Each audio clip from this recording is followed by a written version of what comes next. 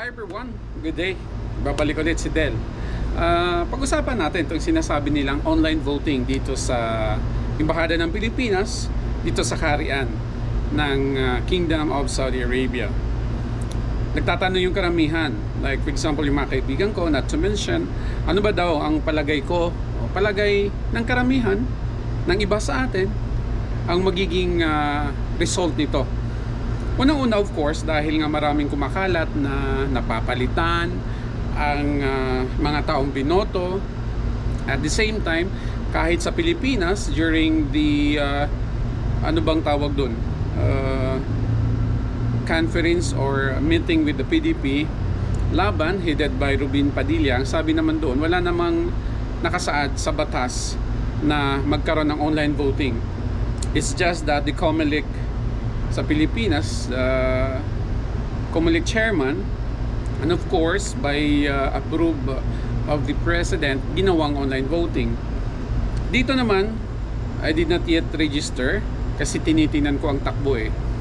While some of my friends are asking, nawawalan sila ng gana.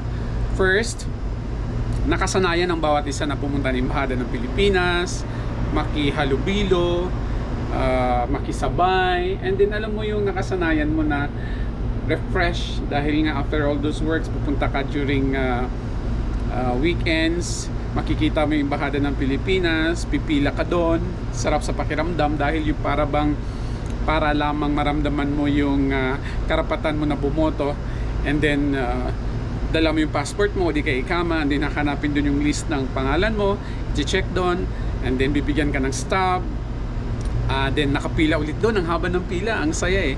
Pupunta ulit doon sa ano, and then papasok ka sa hall, pagdating doon i-check ng mga embassy staff pangalan mo, and then doon ka sa 1, 2, 3, and 4, and then bibigyan ka ng ballot with the what we call the names, and then shade. After shading mo, ipapasok mo doon sa machine, then bibigyan ka ng resibo, bibigyan ka ng resibo, at then yung resibo na yon ilalagay mo sa box. Yun ang nawawala. Yun yung sinasabi nating hinahanap natin na nakasanayan na masaya, naiinganyo ka. Like for example, nakikita ka doon ng mga kasama mo na magkaiba ang gusto, but then of course andun kayo para bumoto eh, so hindi mo na yun mapapansin.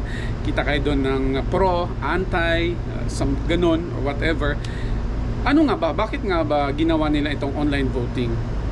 Ako, this is my opinion, at hindi ko sinasabing masama, hindi ko sinasabing maganda or whatever. Ang opinion ko kasi is nawawala na yung pagiging isang OFW sa amin eh. Nawawala yung pagiging excitement namin, nawawala yung pagiging gusto naming magkaroon ng kahit papano gagastos ng konti, makisabay sa kaibigan para lamang makaboto, o di kaya nawawala yung seguridad namin. This is my opinion, at wala akong sinasabing masama sa iba. This is my opinion. Nawawala na yung pagiging seguridad namin, nawawala yung security dahil nga sa lumalabas na balita. Kahit ikaw siguro napapanood mo na ito ang nangyayari, and then a friend of mine nag-message, a friends of mine, not to mention the name, kapatid, anong nangyari? Bakit nagbuto ka na ba? Wala bang paraan na para pumunta ng Embahada? And then of course, kung pupuntahan natin ang page ng Philippine Embassy in Riyadh, in Saudi Arabia, nakalagay doon only online voting. And some of those individual OFWs rather, in particular, casted their vote, and then nagkakagulo. I just don't know because hindi ko naman na-verify. Ayaw ko rin magsalita ng masama. But din kung ako tatanungin mo, nawalan ako ng interest. Nawalan ako ng interest dahil sa mga lumalabas na ganito, haka-haka na ganon. Ano ngayon na integridad ng isang OFW?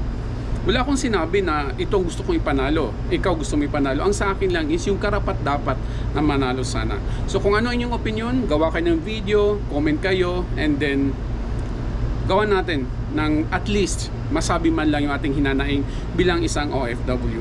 Maraming salamat. Ito nga pala si Del. Mabuhay po tayong lahat bilang isang OFW.